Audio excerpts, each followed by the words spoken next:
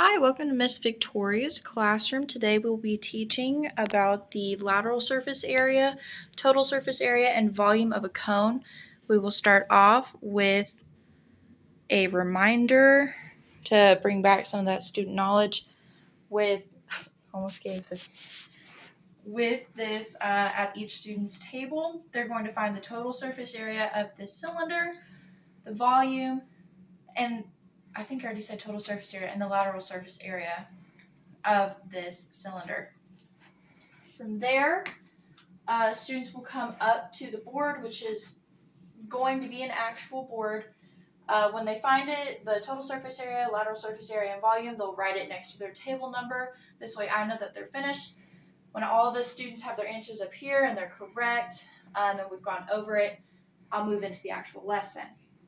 The actual lesson, I'll start off by having my little cone, which was probably be a lot bigger when I teach it in class. And I'll start off by pointing out the two differences between it. Like, for example, a cylinder has two bases that I have to worry about, but a cylinder only has one. Oh, a cone only has one.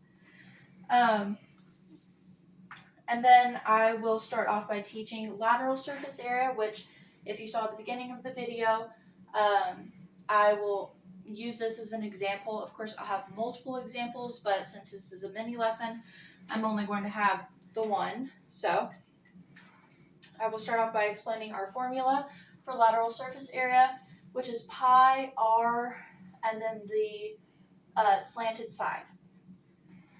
So I will figure out, but oh my goodness, we're going to have to use the Pythagorean theorem to find our slanted side right here, because we're only given the height and the radius of our cylinder. So let's plug that in.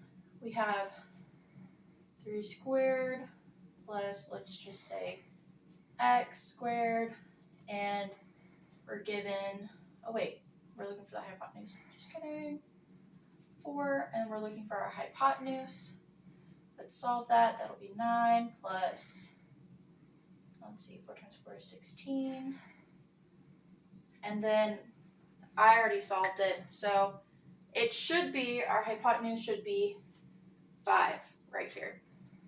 So then our lateral surface area will be pi times the radius, which is 3, times the slanted,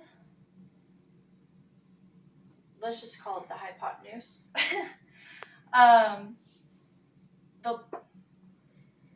just call it the hypotenuse, times 5, 15.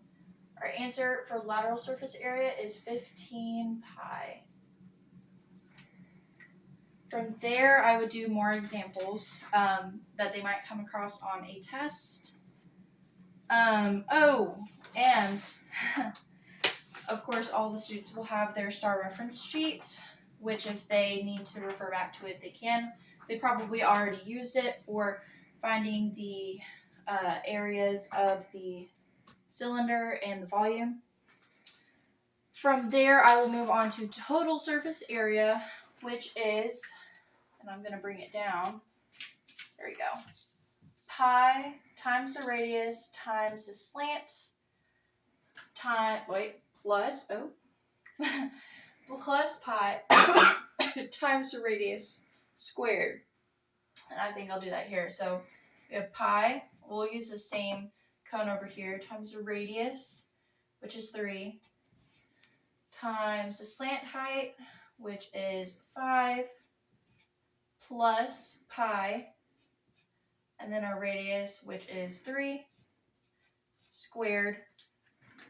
You would plug this into your calculator over here, which I have it right here. And of course, it is loading. Oh, just kidding. I got it. Okay. So we have, actually, I'll just solve it without the calculator. 3 times 5 is 15. 3 squared is 9. 15 plus 9 is 24. Not 24. Yes, it is 24. Okay, sorry, talking to my camera person back there. Okay. And then our answer for the total surface area of our cone will be 24 pi. I think there's something behind the wall. All right. And then from that, the students will also, I'll go over more questions. The students will do the questions. That's the we do. And then on to our final section, which is volume.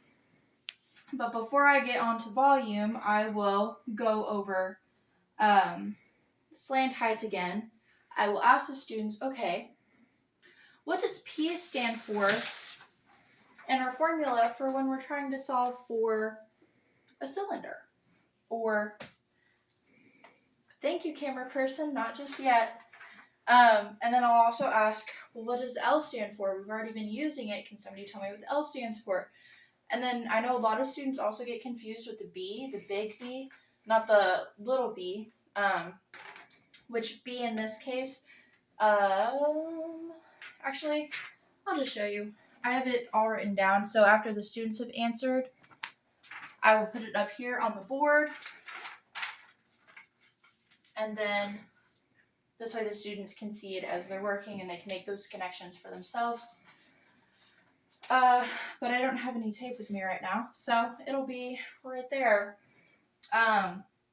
Anyway, so then we will move on to volume. The reason why I'm going over big B before we get on to volume is so that they're not trying to think and use up their energy trying to think about, okay, wait, what does big B stand for? Don't worry, we already have it all figured out. So, we will solve for volume, which is 1/3. Oh, actually, let's go over here. 1/3 times big B, which is the area of the base of our cone, which would be right here.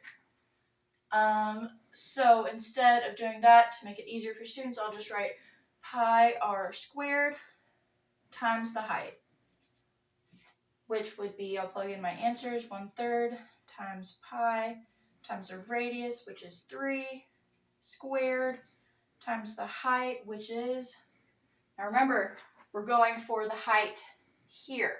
The hypotenuse, our slanted, is not the height of our cone. The one going straight from the center all the way down to the base is the height of our cone. So our height here is 4. So we're multiplying 4 times 9, 36. And then 36 divided by 3 is 12, I believe. So then our volume for this cone is 12 pi.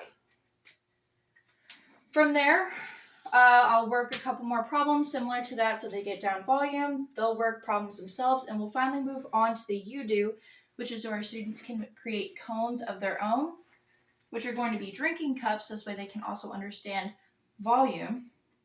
The outside they'll measure for the surface area, and they'll also take care of the lateral surface area. They can also have fun with it and convert it into different, for example, the surface area, they can convert it to centimeters. If it's already in centimeters, they can convert it to inches. Just a little bit of fun there. And then same with volume. If they wanted to see how much a quart or a liter, a milliliter of water could fit in this, they can. So that is my as short as I can make it, mini lesson of, let me show you again how much I've worked. So here's our lateral surface area. There we go. And that is all. Oh, and I almost forgot about that. Here you go. Let me know if I missed anything. Thanks, guys.